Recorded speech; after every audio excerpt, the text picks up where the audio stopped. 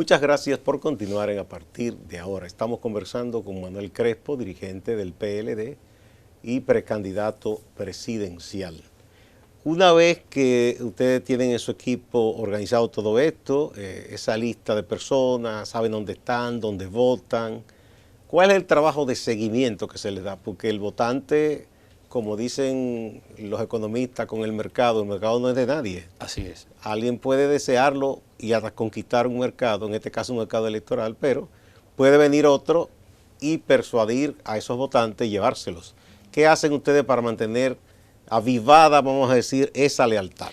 Bueno, se designan los coordinadores por zonas, se hacen los planes de trabajo y de actividades de los equipos. Ellos, y hasta ahora ha sido siempre el método que nos ha dado resultados, hasta ahora cada equipo ha sido autosustentable, es decir, cada equipo ha autofinanciado las actividades de cada equipo, lo cual a nosotros nos ha servido como una gran descarga en términos económicos, porque no hemos tenido que estar buscando recursos para enviárselo a los diferentes, equipos. Cada uno de ellos, equipo suyo, digamos, qué sé yo, en La Romana. Ese equipo hace sus actividades. Autogestiona todos sus recursos. Claro. Y ellos mismos cuando hacen los encuentros, las actividades, ellos mismos cubren sus actividades. Hasta ahora hemos manejado todo así. Y bueno, también hay un trabajo de seguimiento que se le da, porque dentro de las informaciones que nos suministran en el formulario están el WhatsApp, los correos electrónicos de cada uno de los simpatizantes. Y si no lo tienen, entonces nosotros tratamos de sacarlo para integrarlo en esa red a nivel de la tecnología. Y bueno, y por ahí nosotros inclusive hasta medimos, hacemos encuestas permanentemente de diferentes temas, consultamos con relación a los grandes temas que afectan a cada comunidad, a los problemas propios de su comunidad, que aparentan ser problemas pequeños, pero para ellos son sus grandes problemas. Es decir, hacemos todos los levantamientos para los temas de los planes de propuestas y de compromisos en cada comunidad, en fin. Nos permite también, asimismo, en sentido general, poder tener una radiografía de la problemática, de las necesidades, las prioridades de cada comunidad, y obviamente en gran medida nos ha servido y nos va a servir a nosotros para poder construir el plan de gobierno participativo. Es decir, regularmente todos los partidos políticos, esa es la práctica y hasta ahora nadie lo ha hecho distinto. Un equipo de técnicos, de científicos, de sabelotodos, de genios, se reúnen en una oficina, en cuarto frío, con aire acondicionado, y ahí definen y aprueban el plan de gobierno. Y ese es el que se publica en un libro extenso, súper extenso. Le diseñan un país a los demás sin consultar a los demás. Sin consultar a nadie. Entonces nosotros vamos a cambiar esa metodología. ¿Cómo? Nosotros estamos con esta plataforma de los listados de multiplicadores y la plataforma nuestra.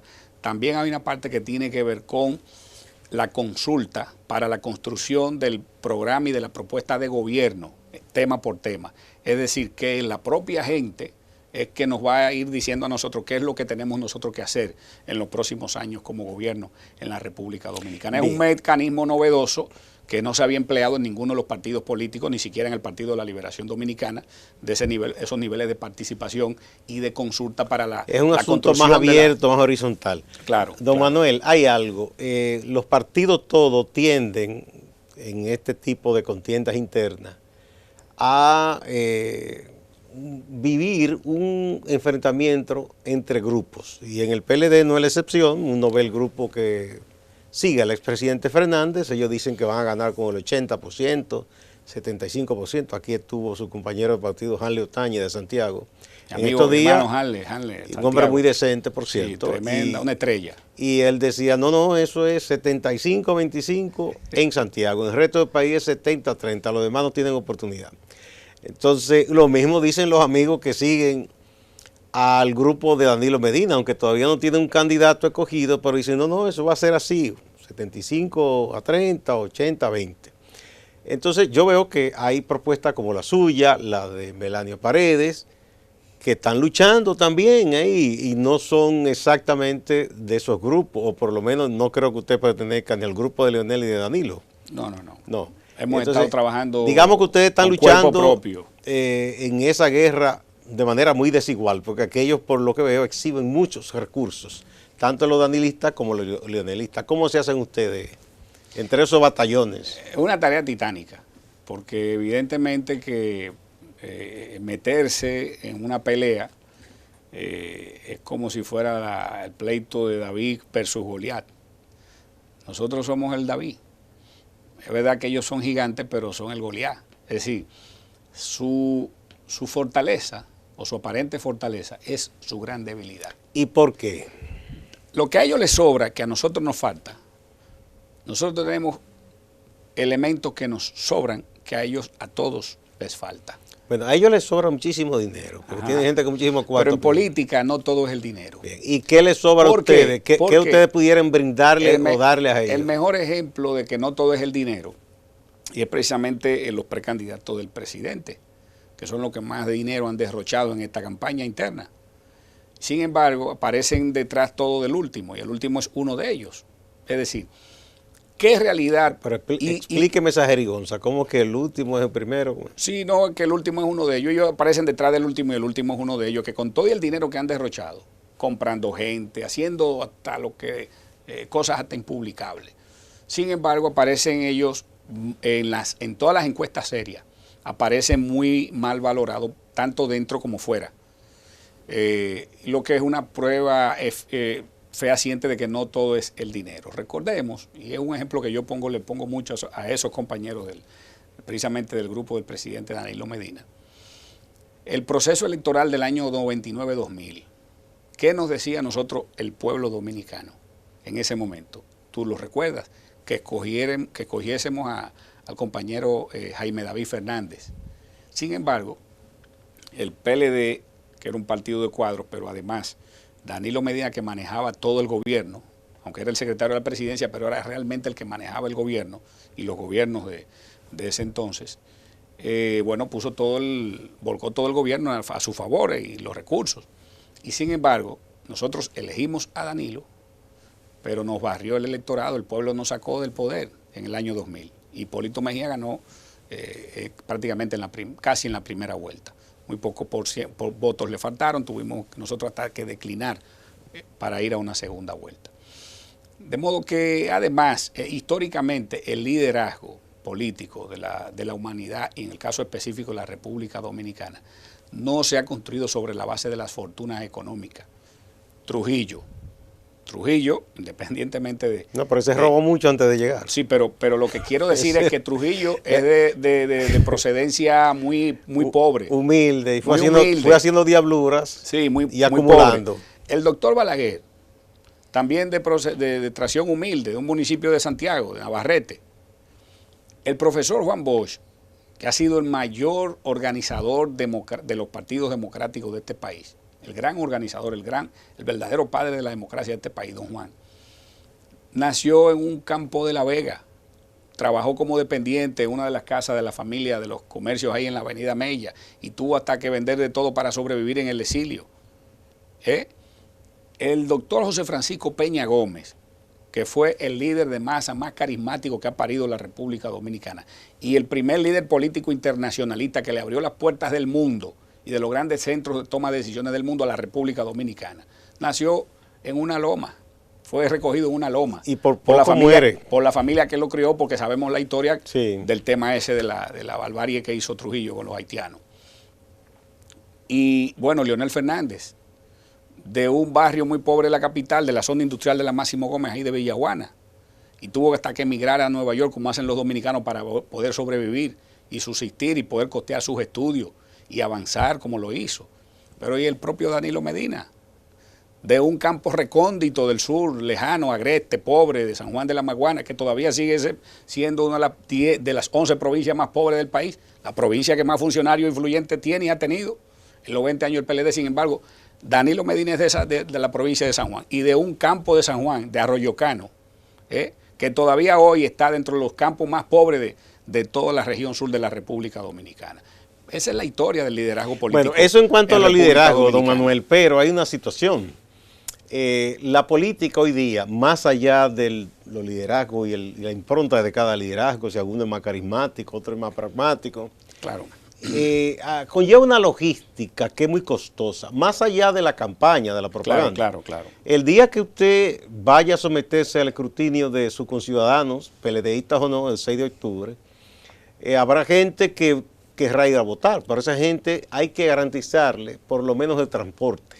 Y todo eso cuesta. Sí, sí. Y más que todo hay gente que dice, bueno, si este infeliz se va a pasar una fila ahí, es una persona que vive del día a día de chiripeo, hay que darle por lo menos un sándwich o un picapollo. No es comprando exactamente su voto, eso, y no compensándolo porque va a ser un sacrificio. Sí, el personal que trabaja al frente también, del proceso. que van a estar el día entero. Conlleva gastos. Sí, conlleva un almuerzo. Gastos, evidentemente. Entonces todo eso conlleva un dinero. Claro. Y es mucho dinero porque estamos hablando que el PLD tiene un padrón de 3 millones, solamente el padrón. 2 millones y tanto. Es 2 millones y tanto, ¿verdad? Y más lo que estén afuera. O sea, conlleva un gasto millonario. ¿Cómo enfrentar esa situación? Mire, la capacidad de movilización, aunque se necesita en algunos casos cierta logística para viabilizar y facilitar las cosas, no menos cierto que la inmensa mayoría de los votantes que se movilizan y que se mueven, lo hacen por los niveles de simpatía, por el discurso, por los niveles de compromiso político que logra construir el candidato con la mayoría de los votantes. Hay una parte, evidentemente, sí, que siempre habría que ayudarlo para movilizarlo y eso tiene un costo. Obviamente, los equipos y las estructuras en cada localidad, en el caso nuestro, están y asumirán ese gasto, porque quizás lo que a mí me sale de manera de trabajo voluntario por los equipos que nos apoyan, quizás a otro candidato le cobran todo el dinero del mundo, porque son candidatos improvisados que no tienen compromiso social ni compromiso político. Y porque la gente cree que tienen cuarto. Sí, porque tienen. Y la gente no es que creen, es que saben que tienen. Porque muchos de ellos lo han sacado de sus propias funciones, para que estemos claros. Entonces yo creo que en definitiva, en el proceso electoral nuestro, en el caso de nosotros como relevo democrático, hasta ahora nosotros hemos ido haciendo el trabajo que hemos venido haciendo, cada equipo asumiendo los costos, porque han sido actividades inclusive de bajísimos presupuestos. El dinero siempre será una herramienta importante, pero vuelvo y reitero, lo que quizás a mí me cuesta, a nosotros nos cuesta 100 pesos, a cualquier otro candidato le puede costar hasta 1 millón de pesos. Sí. Esa ¿Y es la qué diferencia. podríamos hacer ya más allá del proceso interno que ustedes están viviendo ahora y que están viviendo otros partidos? Ya como actor político que usted es y mirando a futuro, sea que usted en esta ocasión consiga ganar esta importante batalla y ser candidato o que no, porque usted no va a abandonar la política, una persona muy joven. Claro. ¿Qué podemos hacer para que nuestro sistema político deje de ser tan costoso? Y eso, el hecho de que sea costoso, eso lesiona los bolsillos de los contribuyentes, que finalmente son los que pagan todo eso.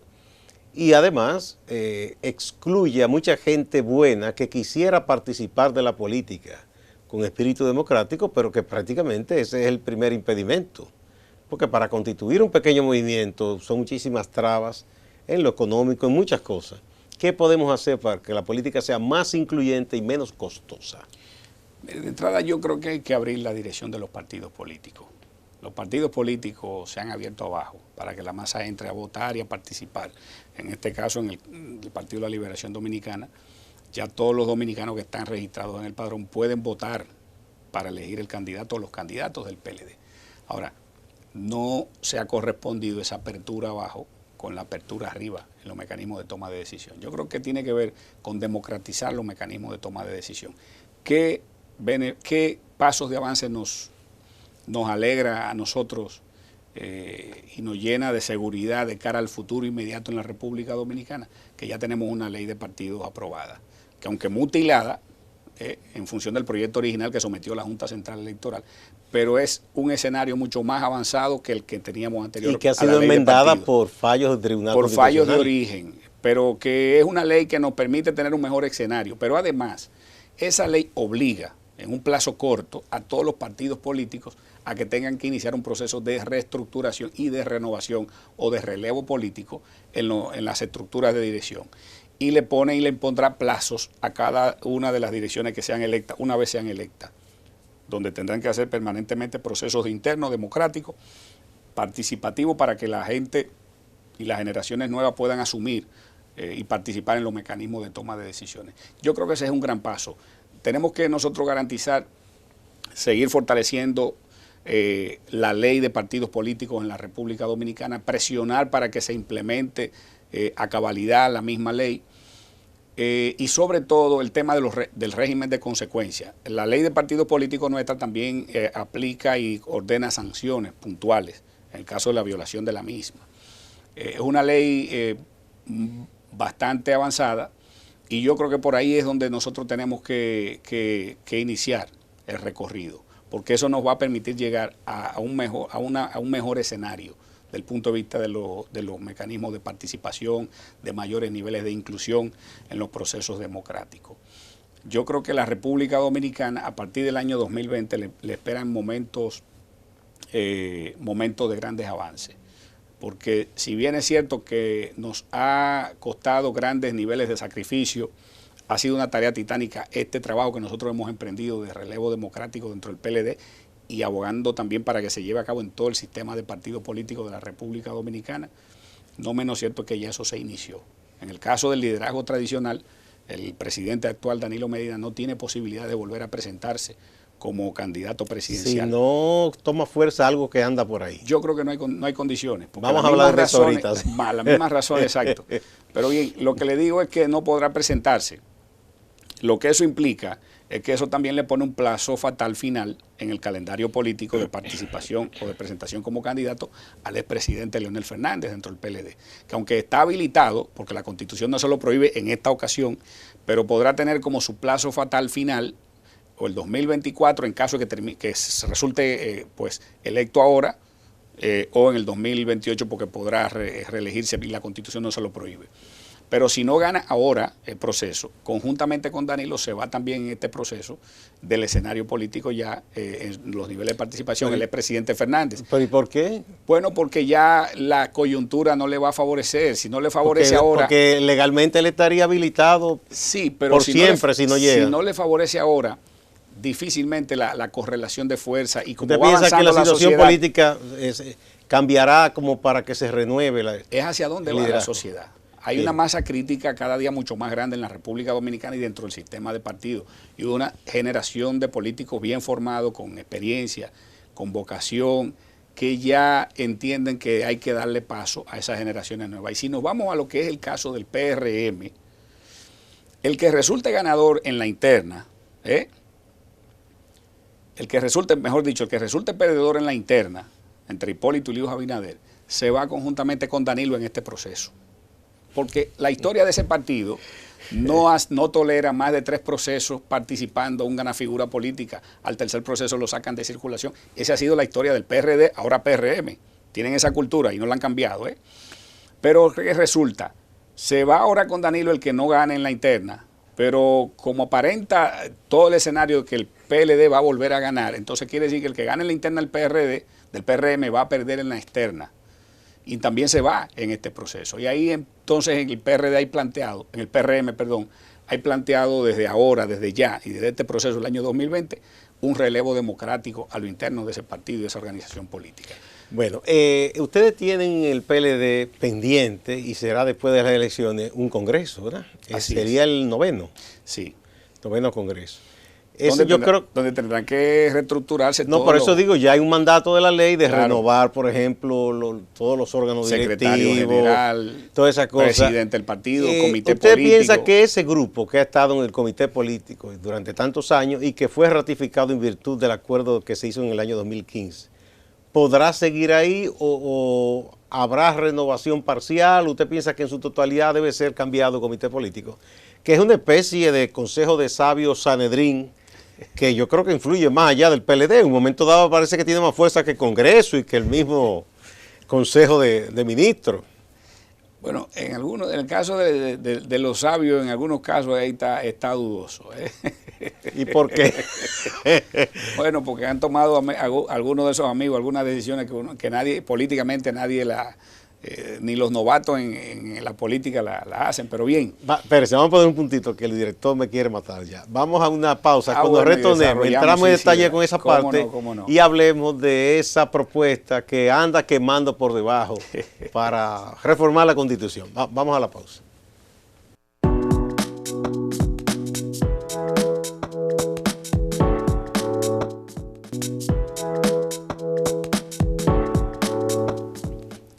Manuel Crespo es un dirigente que aunque todavía es un hombre joven, tiene muchos años en el PLD, más de 30 años. 34 años. 34, o sea, comenzó siendo adolescente a los prácticamente. 14 años. Antes empezaba así. Sí, bueno, sí. Está aspirando a la candidatura presidencial del PLD, tiene unos planteamientos, él está luchando, ¿verdad?, en medio de esos dos grupos que se disputan el control y que exhiben fuerza y recursos, como son el grupo del expresidente Fernández y el grupo del presidente Danilo Medina, todavía en estos momentos. Tanto Manuel Crespo como Eladio Paredes son propuestas, vamos a decir, alternativas en medio de esa batalla campal que tienen esos grupos. Y comenzábamos a hablar, antes de pedir el pasado segmento, de no solo la necesidad, sino que es mandatorio para el PLD la renovación de sus cargos directivos, incluyendo al todopoderoso comité político. Y yo le decía a usted de cuánto de esa matrícula usted piensa que sería ratificada y cuánto de esa matrícula sería definitivamente enviada ya a descansar de esa función del comité político. Bueno, ¿qué nosotros estamos planteando? El relevo democrático no solamente tiene que ver con relevar las viejas y malas prácticas de los políticos tradicionales, sino también con inaugurar a partir del año 2020, como hemos planteado nosotros, la era del retiro honroso de los políticos dominicanos, que nunca han aceptado nadie quiere retirarse, la necesidad de retirarse. Yo, de manera jocosa, comentaba con unos amigos, Olivo, que parece ser que por el propio descuido al que los políticos tradicionales han sometido los planes de retiro y de pensión en la República Dominicana.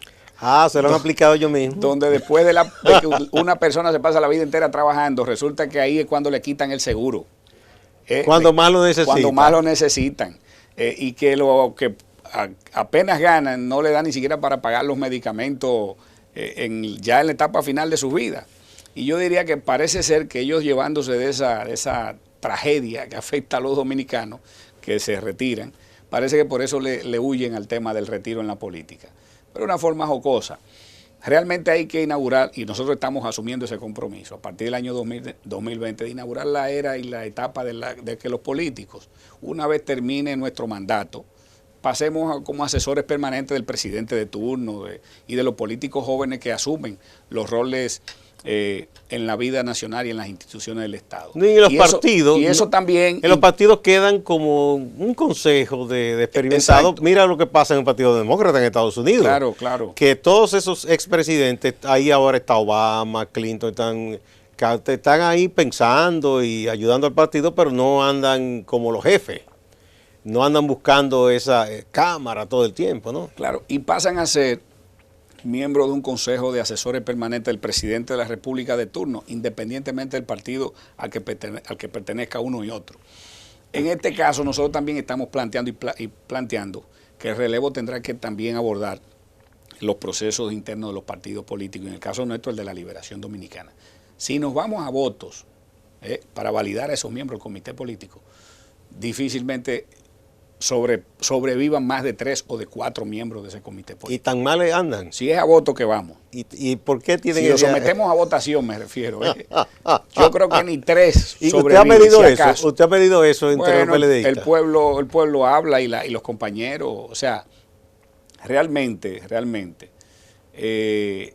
el comité político en términos populares no goza de los altos niveles de simpatía. Sin embargo, es un órgano que tiene mucha fuerza política. Obviamente. Yo digo muchas veces, parecería más fuerte que cualquier institución estatal. Claro, porque el PLD se abrió abajo, pero se mantuvo las viejas prácticas y los viejos métodos arriba. Es decir, abrió abajo para que todo el mundo entre y participe abajo, pero arriba no puede entrar nadie, y nadie sale. Es decir, hay una especie de inamovilidad o de designación ad vitam de los miembros de la dirección política del PLD, cosa que no es ni es democrática. ¿Usted va a plantear que en el próximo Congreso eso se cambie? Pero claro que sí. Si nosotros llegamos a la presidencia de la República, nosotros vamos también a influir y a decidir y a trabajar para que el PLD se reestructure de arriba abajo y de abajo arriba. El relevo va hacia el partido. Sobre también. el retiro de los candidatos, porque a veces la gente quizás tiene una meta, dice, a los tantos años me retiro, pero le llega la edad. Dice, pero yo todavía estoy fuerte. Hay un empresario amigo que nos contó en una ocasión que él escuchaba a su papá, también empresario y muy trabajador, decir estos muchachos retirándose a los 75 años, porque él tenía mucho más, y que él pensaba para sí mismo, cuando yo llegué a esa edad hace tiempo que estoy retirado. Sin embargo, le llegó a esa edad de los amigos que decía su papá y le llegó la de su propio padre también y no se retira.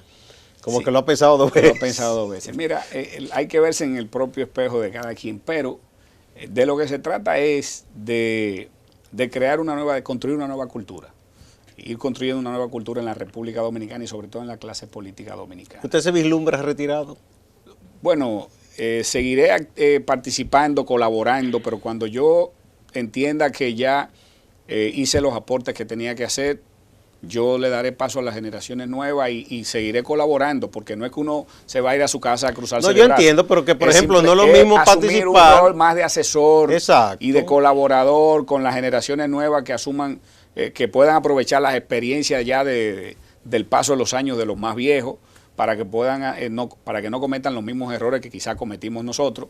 Y de eso se trata. Miren, yo soy de los políticos que me gusta hablar con el ejemplo, con la práctica. Cuando a mí me tocó la posibilidad de ser presidente de la Federación de Estudiantes, cuando era la Federación de Estudiantes, por la vanguardia estudiantil y el grupo estudiantil del PLD, al cual le dimos 5 presidentes de la Federación al PLD cuando el PLD no sabía ganar elecciones. Se fue un gran laboratorio para el PLD, aprender a ganar elecciones. Resulta que cuando don Juan mandó a hacer una encuesta de los dirigentes estudiantiles, yo era el presidente de la federación. Cuando yo me juramenté como presidente de la federación, ya yo había terminado mi pensum, solo me faltaba presentar la tesis de abogado, de licenciado en Derecho. Y ya yo tenía mi oficina de abogado abierta con un grupo de compañeros ahí en la tercera planta de Plaza Central. En ese tiempo era el centro comercial más exclusivo de aquí del país. Estamos hablando principios de los 90. ¿Qué pasa? Mandan a hacer la encuesta. Yo ya había sacrificado casi 2 años de mi ejercicio, porque lo hacía no me había presentado la tesis todavía. Y cuando hacen la encuesta que le llevan los resultados al comité político y a don Juan, me mandan a buscar a una reunión y me leen la encuesta. Y don Juan la lee, dice: compañero Crespo, nosotros aquí tenemos la encuesta para la Federación de Estudiantes. Si usted es el candidato, usted sale con el 85% de la intención del voto de los estudiantes. Con usted ni siquiera tenemos que hacer afiche, simplemente decir que ya en una rueda de prensa usted es el candidato y ganamos la federación, porque esas elecciones decidían el voto estudiantil para el famoso cogobierno, que era el que elegía al rector y las autoridades universitarias. Yo le dije a don Juan, por primera y única vez quizás en mi vida, permítame no estar de acuerdo con una propuesta suya, en plena reunión del comité político. Cuando don Juan hablaba era palabra de Dios y nadie más podía coger un turno. Yo interrumpí ese protocolo y don Juan me concedió la palabra. Y le planteé: mire, ya yo he sacrificado mi ejercicio profesional, tengo mi oficina abierta. Nosotros nos opusimos a que los dirigentes se convirtieran en los abuelos de los estudiantes ahí adentro. Enfrentamos eso como grupo y como política del PLD en la universidad. ¿Y cómo usted me va a pedir a mí que yo reedite esa vieja práctica? Y yo no estoy de acuerdo con eso. Ahora, ustedes lo que quieren es que yo le traiga aquí al próximo presidente de la federación, que sea del PLD. Yo me comprometo y aquí se lo traigo. Así lo hice. Y me fui de la federación, me gradué y ¿Quién ganó entonces en ese momento? Víctor Tineo, el compañero Víctor Tineo. Resulta que cuando vino el tema de la juventud del partido, el PLD ratificó a todo el mundo, en el comité central, en el comité político y en el secretariado del partido. Y me llamaron de nuevo para plantearme que no había nadie que pudiera asumir la juventud del partido, que yo tenía que seguir al frente de la presidencia de la juventud del partido. Pero bueno, si no hay nadie, invéntenselo. Pero ya yo cumplí y aporté lo que iba a aportar. ¿Cuántos años usted tenía en ese momento? Yo tenía la edad de la ley, 35 años. 35. Pero ya debe dársele paso. Pero sin embargo, yo decidí que no aceptaba seguir al frente que yo prefería quedarme sin funciones en el comité central. Para que hubiese relevo. Para que entrara un compañero nuevo que estaba justamente esperando también la oportunidad para pasar a dirigir la juventud del partido. O sea, que usted ha hablado con los hechos en ese aspecto de retiro. Si no hubiese hecho y no hubiese tomado esa decisión, todavía hoy, con 48 años de edad, yo estuviera todavía como presidente de la juventud del Partido de la Liberación Ya Dominicana. Eso no debía, un contrasentido. Una barbaridad. Bueno, Manuel, hay un tema que quiero que tratemos antes de que terminemos, que es, aunque se logró parar los intentos que había de una reforma constitucional para propiciar una repostulación del presidente Medina ahora para el 20, Hay una propuesta que en principio la presentó el Partido Reformista, le dio asentimiento también casi con los mismos puntos Hipólito Mejía, que es una parte importante en el PRM. Del PRD se sabe que estaría de acuerdo, que es un aliado del grupo danilista en el PLD. Y de nuevo está sonando una propuesta de reformar la Constitución, no ya para que el presidente Medina sea candidato en el 20, pero sí para unificar las elecciones. Ese es el principal argumento. Es reformar el Consejo de la Magistratura, porque mucha gente se sintió abochornada con todo eso, indignada, que pasó respecto a la magistrada Miriam Germán. Y se dice, bueno, aprovechemos ahora, entonces quitemos eso de la Constitución del 10 de que el procurador esté ahí. O que se le permita estar, pero que no esté evaluando jueces. Y el último punto, que lo dejan como para el final, sería habilitar al presidente Medina para el 2024. ¿Cuál es la posición de ustedes como una de las corrientes que está compitiendo en el PLD? Mire, el punto real o de interés real de ese plan sería la habilitación del presidente. ¿Usted piensa que los otros son caramelitos? Claro, claro, claro. Y lamento que algunos amigos del PRM, legisladores del PRM, como probablemente no van a volver a repetir porque no le dan los numeritos en la población, entonces quieren resolver su problema antes de irse del cargo. Cuando usted dice resolver su problema, Bueno, ¿es que usted piensa que va a correr dinero? Claro que sí. Claro que sí, como pasó con el tema de la reforma, los intentos de la reforma constitucional, que el pueblo se plantó e impidió que se pudiese llevar a cabo ese acto antidemocrático. Tuvieron una ayuda de un jugador extranjero ahí, un refuerzo extranjero. Siempre hay refuerzos en los equipos. Y si al final... Quedaba más honrón que más ribón. Si al final nos ayudan a ganar el juego, bienvenidos los refuerzos. Bueno, entonces, mire, déjeme decir lo siguiente. Miren, el plan del presidente es habilitarse. Para el 24. Para el 24. Entonces, y ustedes están en contra. Claro, porque además el presidente tiene que ser coherente. Él dijo en un discurso en el mes de julio que el país está clamando sangre nueva. Entonces, ¿cómo le explica y le sale al país ahora que él quiere habilitarse? O si acaso él Eso contradice lo de la sangre nueva. ¿Acaso él se hizo una cirugía o se va a una transfusión? Una transfusión de sangre nueva, no sé de quién.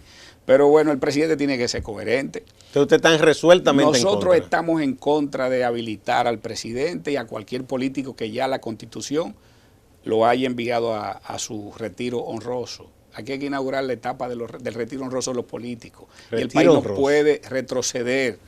El país tiene que seguir avanzando. Los políticos del patio nuestro tenemos que entender que la edad y la época de retiro tiene que inaugurarse en República Dominicana. Miren.